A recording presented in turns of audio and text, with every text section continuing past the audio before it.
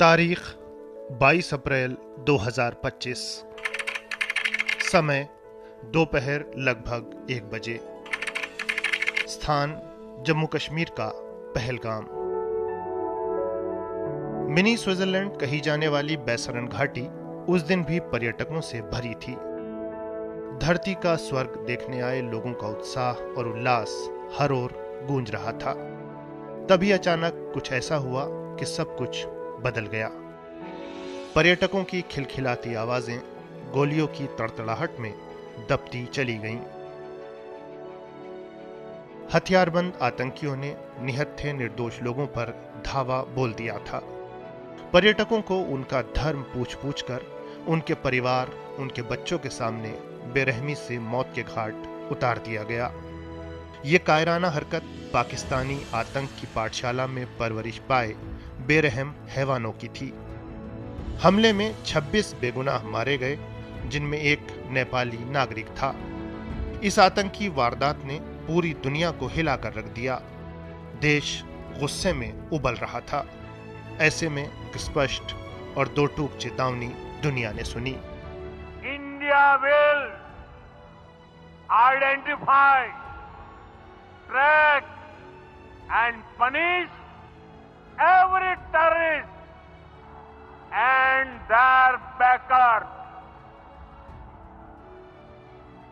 We will pursue them to the ends of the earth. इस लहजे की गहराई और इन शब्दों की ताकत कुछ ही दिनों में सबके सामने थी। 6 और 7 मई 2025 की मध्यरात्रि को हुआ वो एक्शन जो आतंक के खिलाफ लड़ाई के इतिहास में सबसे प्रभावी सैन्य अभियानों में से एक रहा। नाम था ऑपरेशन सिंदूर। जी हां, आतंकियों ने देश की बेटियों के माथे का सिंदूर छीनने का दुस्साहस किया था। अब उसी आतंक के नेटवर्क पर आग बरसने की बारी थी। हमारी बहादुर सेना का ये ऐसा वार था जिससे आतंक का पूरा ढांचा दहल उठा।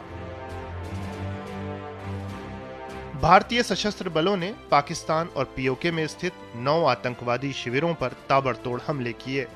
जैश ए मोहम्मद, लश्कर ए तैयबा और हिजबुल मुजाहिदीन जैसे आतंकी संगठनों के 100 से अधिक आतंकवादी, उनके प्रशिक्षक, हैंडलर और सहयोगी एक ही वार में ढेर कर दिए गए।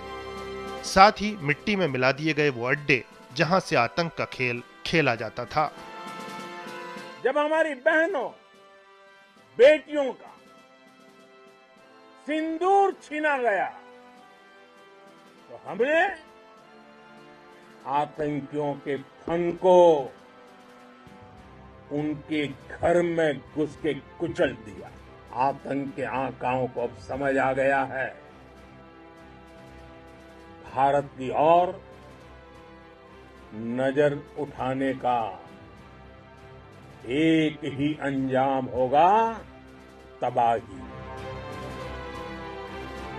आतंक पर एक्शन हुआ तो आतंकवादियों का सरपरस्त पाकिस्तान बौखला उठा।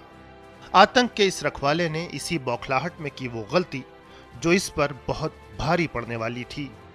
पाकिस्तान ने मिसाइलों, ड्रोन और रॉकेट से भारतीय सैन्य ठिकानों पर हमले का प्रयास किया, लेकिन हमारी सशक्त वायु रक्षा प्रणाली, ड्रोन रोधी तंत्र और उन्नत इलेक्ट्रॉनिक उपकरणों ने इसे पूरी तरह विफल कर दिया।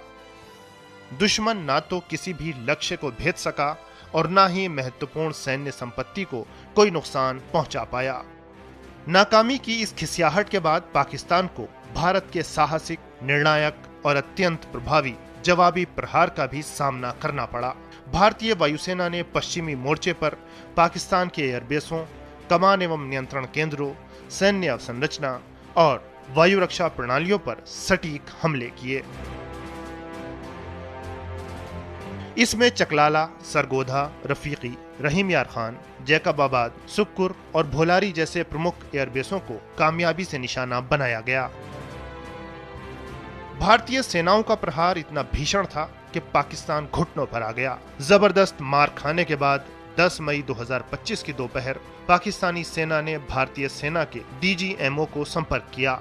तब तक भारतीय सेनाएं पाकिस्तान में आतंकवाद के इंफ्रास्ट्रक्चर को बड़े पैमाने पर तबाह कर चुकी थीं। आतंकियों को मौत के घाट उतार दिया गया था। इसलिए जब पाकिस्तान की तरफ से गुहार लगाई गई और कहा गया कि उसकी ओर से आगे कोई आतंकी गतिविधि और सैन्य दुस्साहस नहीं दिखाया जाएगा, तो भारत ने उस पर विचार किया। लेकिन स्पष्ट किया गया कि सैन्य अभियान केवल रोका जा रहा है, ऑपरेशन सिंदूर खत्म नहीं हुआ है। अगर आगे कोई भी हरकत हुई तो जवाब अधिक तीव्र, अधिक निर्णायक होगा।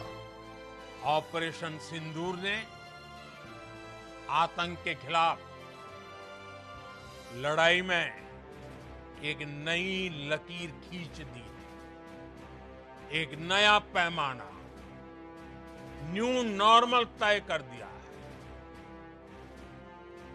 पहला, भारत पर आतंकी हमला हुआ तो मुंह तोड़ जवाब दिया जाएगा। दूसरा, कोई भी न्यूक्लियर ब्लैकमेल भारत नहीं सहेगा।